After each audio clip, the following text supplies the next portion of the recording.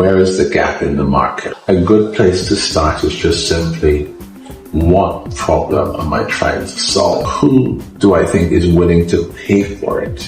Because sometimes who needs it won't pay for it. Yeah. Hello, everyone. I'm quite excited to be interviewing my first guest today. He is someone I know personally, has been my GM for almost 3 years now, for a job I utterly love. He sees potential in people and is always willing and ready to develop his managers, his staff members, basically everybody around him, as far as they are willing to go. So a little bit about Mike Williams. Before his career in entertainment, tourism and hospitality kicked off, Michael created brand identities, advertising and PR campaigns in the UK for 20 years for organizations such as the British Army, MoneyGram International, Western Union, Jamaica National Building Society and UK Department of Health, amongst others.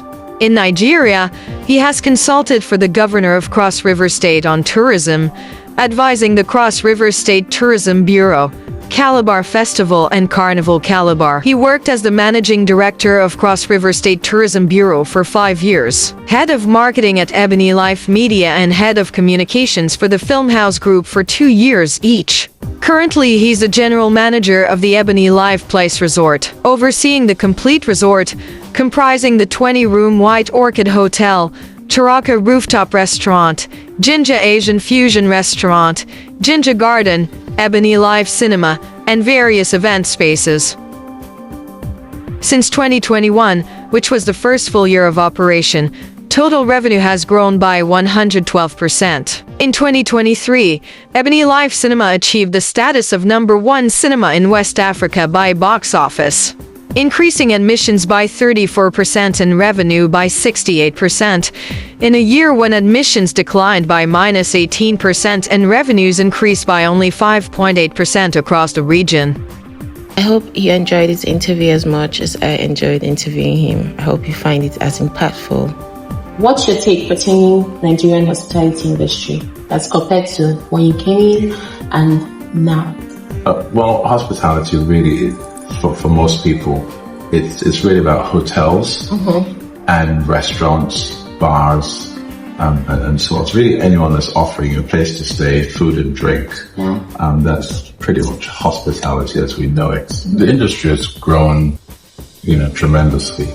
Certainly, when I came, there's a limited number of restaurants if you came into Lagos, and almost all of them were very sort of typical, sort of nice Lebanese-run restaurants with a, sort of bland menu, or you had a lot of quick service restaurants doing jollof rice and chicken, or you'd go to a hotel, which was often what we did back then was just go to a hotel because at least you felt there was an acceptable standard. Yes. But we used to, mostly people would say, meet me for lunch, meet me for dinner, meet me for breakfast even. And it would usually be one of those well-established Lebanese-run restaurants from back in the day, like a Cactus, for example. But now, there's so much choice, not just here in Victoria Island, but in Lekki and all over the place. And of course, the hotel industry has grown as well. And there's just lots of different kinds of options, not just different types of cuisine, but in terms of the experience. It's worth noting for your viewers that the Nigerian hospitality industry, hotels specifically, this is in Lagos and Abuja, recovered far more quickly than hotels in Paris, London, most world capitals. Our hotel industry went up to, back in terms of occupancy and revenue, back to pre-pandemic levels. So, we got to the level we were in 2019. We got to probably 80 to 90% of that within a year of the lockdown ending. And so when lots of these world capitals were struggling at 40 and 50% occupancy, Lagos and Abuja were at 80-90%. So it's just where, if you want to sometimes do comparisons, that data is also out there. People have gone big on decor because of this whole Instagram age. In fact, if I had a criticism of how we're developing, it's the fact that we sometimes major more on image than substance. The quality of the food and the menus. It's all about how pretty is this restaurant and how good will it look on Instagram. But, having said all that, there's still a tremendous amount of investment and thought that's going into the industry, and the expansion is amazing. The standards are going up all the time. There are some really great hotel brands here. The international brands have grown, and then there's the smaller boutique type hotels, like the Wheat Baker, like the George, like us here at the White Orchid. We all have our unique way of doing what we do, and we offer a really good standard. When I speak to world travelers who stay with us at the White Orchid, they say this is as good as an experience as they've had anywhere else. And it's different. We have our own spin on things. They like being surrounded by Nigerian art, for example. That's not an experience you'd get in Paris. So, or London. So it really just depends. For some people and let me just put this another way. Sometimes in Nigeria, we like to talk about 4- and 5-star hotels. I was going to ask you that. If you think we have 5-star hotels in it. We don't have any 5-star hotels in Nigeria for lots of reasons. Yeah. But the point is, and I often say this to Nigerians, we should stop obsessing around this whole 5-star, 4-star argument, because it doesn't really matter. 95% of American travelers and probably European travelers have never stayed in a 5-star hotel and probably never will. And it doesn't matter, because they stay in fabulous hotels that are 3 and 4 stars. And most people don't know the average Marriott is a 3-star property. Sheraton the same. But I think, do you think if you think it didn't matter, why just go categorize based on 5-star, 4-star, 3-star hotels? There are searches for 5-star hotels. Because people still do it. But there are strict categories for these things and a strict criteria. Most people don't follow it. People call themselves, for instance, a 5-star hotel or 4-star hotel. And that's something that's actually, in the strictest sense, is actually given to you. You don't give it to yourself. But do you think from a marketing point, that's why they do that? Yeah, of course. I've seen, the number of hotels I've seen described as 5-star in Nigeria and elsewhere that are nothing like it. But in Dubai, for the first time, a hotel called themselves a 7-star hotel because they wanted to say we are way above. Well, who gave them that? Nobody. They decided that they offered that level of service, and so from a branding, marketing point of view, that's what they said. Some people argue. I know friends who stayed at that hotel, and they don't like it. So, but because you can land your helicopter there, or you can come right up to the water in your yacht, and you can have gold leaf sprinkled on top of your cappuccino, that's, for them, makes it 7-star. So I think most travelers want a really good bed, a good night's sleep, a great breakfast in the morning, a great view when you look out your window. Your service, whether it's room service, whether it's someone making up your bed, anything that you require to make you stay comfortable. As long as you get that, and it's clean, it's comfortable, what else do you really, really need? Okay, that's a good place to start. How does consumer behavior and market research affect business development, generally speaking now, and also in hospitality? How do you think recognizing consumer behavior and conducting market research affects business development? There's nothing like having data before you make a decision. And I have to say, Nigeria generally, we're not very good at collecting data, and we know that. The government doesn't have any figures on anything but the minimum. The government doesn't collect any serious data. We don't know how things affect our productivity. So research is really important. No matter how rudimentary, I think it's really good for anybody in our industry or any industry to try to get a good sense of what consumers are looking for and how satisfied they are. When I first came to Nigeria, there was this thing of wherever you went and you got whatever level of customer service, people just asked you to manage. Just manage it. They weren't interested in giving you exactly what you wanted. Just manage what we have. Or some of the people would say to me, this is what we have. Nowadays, I think people are very much attuned to consumer choice and customer satisfaction. And the research, it can just be a simple satisfaction survey in a hotel. How was your stay? What was it like at check-in? What was it like when you got to your room? What was your experience like in our restaurants? Whatever it is, what was it like when you checked out? And similarly in fact, I was doing some training just yesterday with the restaurant team for both restaurants here at EbonyLife Place. And I was saying to the team that it was really important to get feedback. So even when it's not a formal, kind of questionnaire or anything like that, it's still important after a meal to say, how was your meal? As opposed to, hope you enjoyed your meal and then walk away. How was your meal? I recommended some sushi for you. Did you like it? Did you enjoy that wine or that cocktail that I recommended to go with it? And getting more detailed feedback, I think is really, really important for anyone in business. Yeah. That's the only way you have a sense of, are you getting it right? What else is there to do?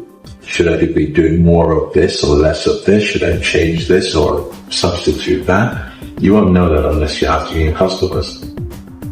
Very true.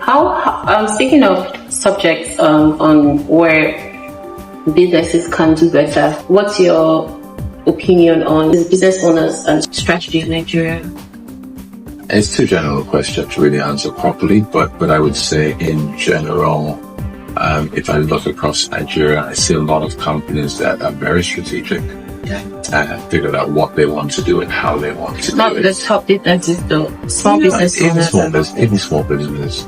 Sometimes because they have limited resources, they have to really plan and think about how they're going to do things. So I think when you look across, I can see lots of businesses like that, especially in the tech space, where people are trying to attract investor money. And they have to put forward a very good business case.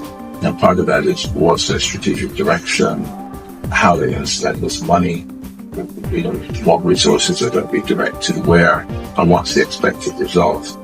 So I think that's increasingly, but like anywhere in the world, there's still lots of businesses who, they create something because someone else created it. And it looks like it's making money. So we'll do that as well.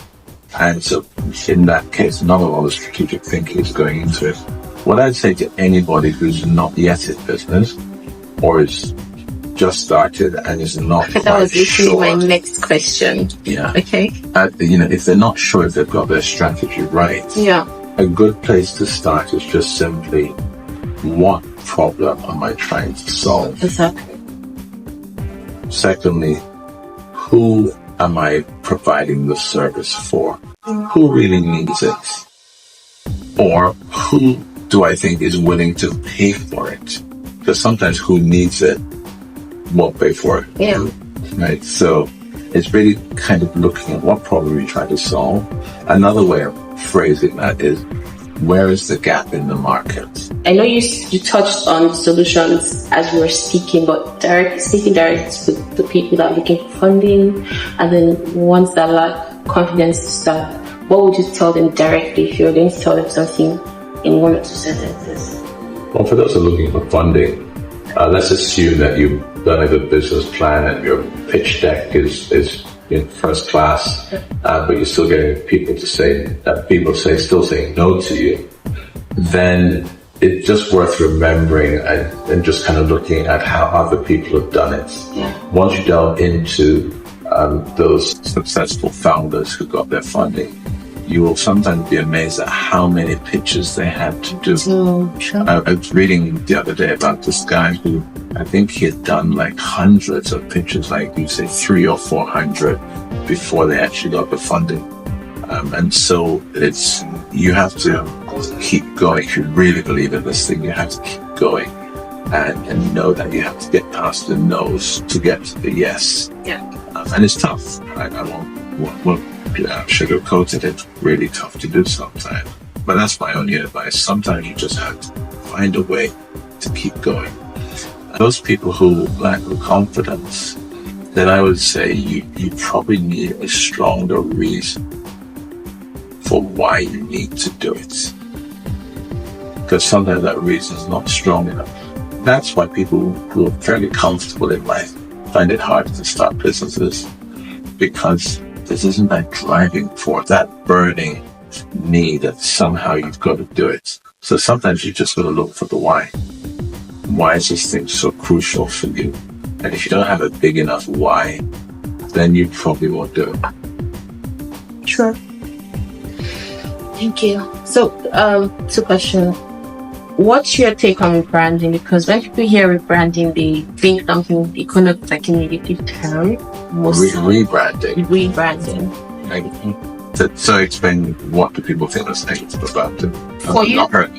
For you to rebrand means usually would mean that there was something that you're doing wrong in business, and then you now have to start with a new strategy. But I know rebranding would not always connote that you're just growing. So what's your take on rebranding? Do you think it's a positive or negative term, and how have you avoided or implemented that in EbonyLife Place? So rebranding, it's I would not positive or negative. It's really about what are you trying to do? And for most companies, rebranding means to take a different direction with your product or service. Okay.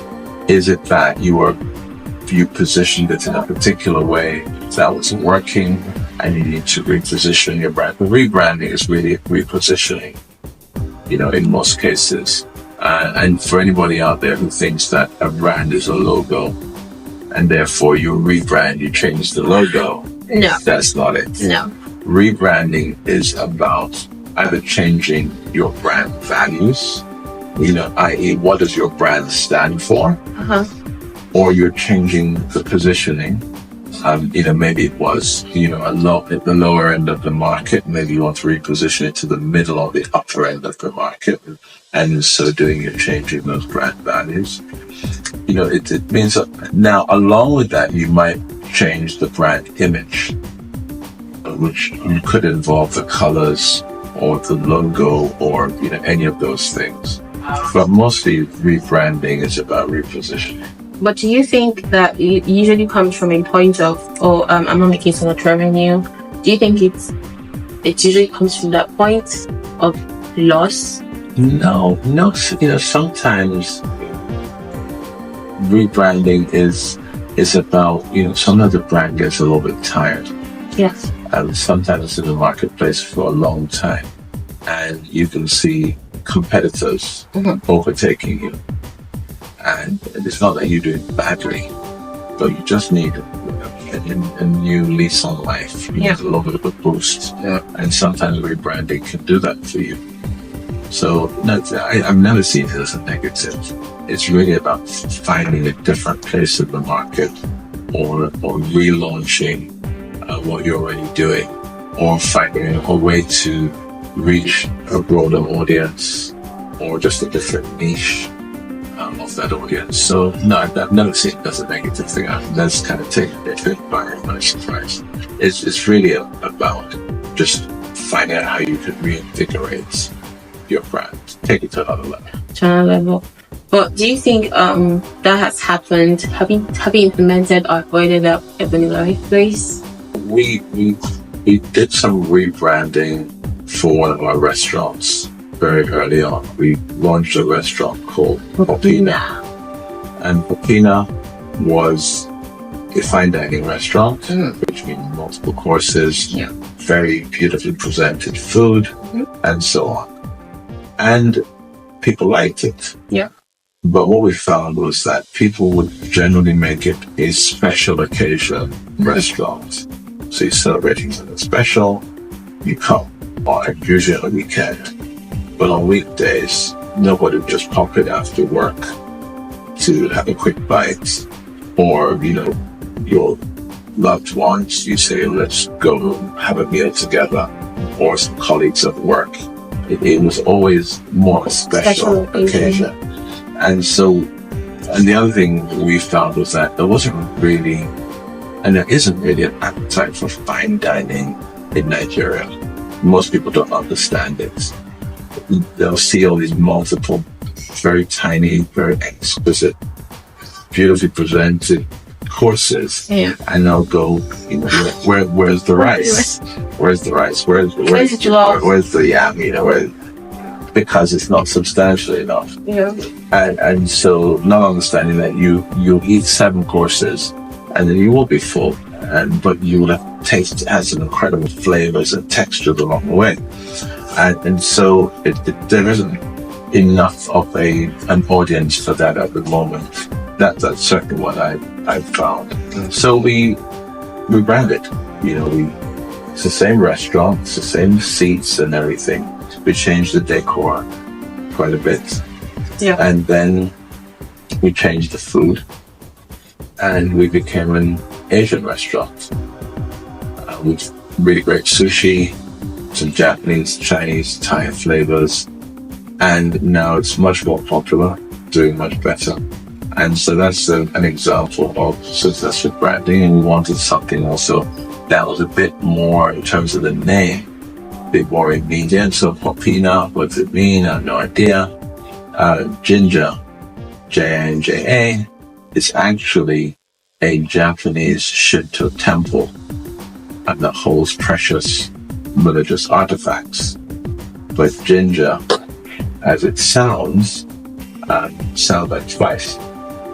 And as in Nigeria, pidgin, Jinja, also means something else. And it's also very positive, a lot of energy, and so on. So, the name resonated with people. Yeah. The spelling of the name is intriguing, and the food is wonderful. So, that rebranding was successful. Okay. So, lastly, what's your advice to entrepreneurs in the current Nigerian economy? If you could speak to entrepreneurs, what would you tell them? The current Nigerian economy. So I could tell them to pray. I could tell them to pray, go for healing, go for deliverance, so something like that. But if I'm being serious, I would just say that just remember that we've seen this before. And if you're not old enough, then we've seen this before. And the economy will get knocked around and the currency will get devalued. But economies recover. Yeah. They always do. Businesses adjust. Consumers adjust. Yeah. Because they must. And life goes on. So don't get disheartened. What you really need to think about is, what's my strategy? How am I pricing my product? Who am I aiming it at? I did a talk the other day and speaking to one lady, and she really understood for the first time. She was running a hair salon. And I said to her, well, just you're thinking of the economy and the whole thing, 200 million people and the interest rate, the exchange rate, the cost of energy, all these different things. But just for a minute, just narrow it down. Just work with me for a second. So we talked and I said, okay, how many customers can you handle in a day in the salon? She told me. So that is in a week and a month, you'd have no more than maybe 150 clients. She said yes. I said, okay. So you don't really have to worry about Nigeria and the whole economy. What you have to think about is 150 clients. Can they afford my service? Do I need to target a different 150? So maybe the people I'm targeting now are in a particular income bracket. Yeah. But if I only need 150 people, can I find within a, 10-mile radius, within 30 minutes drive of my salon, can I find 150 women who would happily pay for the service that I'm offering at a higher price? Particularly if I improve my value proposition. Could I offer a better service? Could I offer a luxury service? Could I add some other services? If I'm only doing hair, while you're having your hair done, maybe your hair is drying, could I do your nails? Could I give you a pedicure? Could I up the value of that transaction? So if your visit was going to yield maybe 20,000 naira, while you're sitting there having your hair styled or dried or whatever, or braided, could I be adding a 10,000 naira manicure or a 15,000 naira pedicure or whatever it is? And so maybe double the value of that transaction. So once you kind of narrow it down and kind of really go granular into your business and realize that your business is not Nigeria, it's just the number of people that you're serving and how can you do it better. So here at EbonyLife Place, if I now just broaden it a little bit, what we try to do is we try to get each of our managers who are managing either a restaurant or a cinema or a hotel, is we say to them, okay, the hotel, how many rooms do you have? 20. So if you have 20 rooms sold, you have 20 decision makers, 20 guests, and let's say they each stay 2 to 3 nights, you're having no more than 60 guests in a week. Do you really need to worry about 200 million people? Do you really need to worry? You don't need to worry about any of that. The question is, every week, can you get 60 people who can afford your rooms? And if you can, once they're in those rooms, can you give them reasons to eat and drink while they're there instead of going out or ordering in from somewhere else? And can you significantly increase the value of that transaction as you're doing that? And we do that for the restaurants. How many tables do you have? How many people can you seat? Okay, 60 people. If you have 30 people dining every day, would that be, that would be very profitable. Okay, so you just have to figure out how to get 30 people 5 or 6 times a week to have a profitable restaurant. Where do you find those people? How do you target them? So it can get very overwhelming when you think about the problems of Nigeria. But if you just focus on your business and just think about what do you actually need to succeed, how many customers do you need to buy from you every day, and what sort of price do I need to sell at to make a profit, and where do I find the people who are willing to pay that kind of money? That's really all it is. That's perfect. Thank you so much for your time. My name is everybody.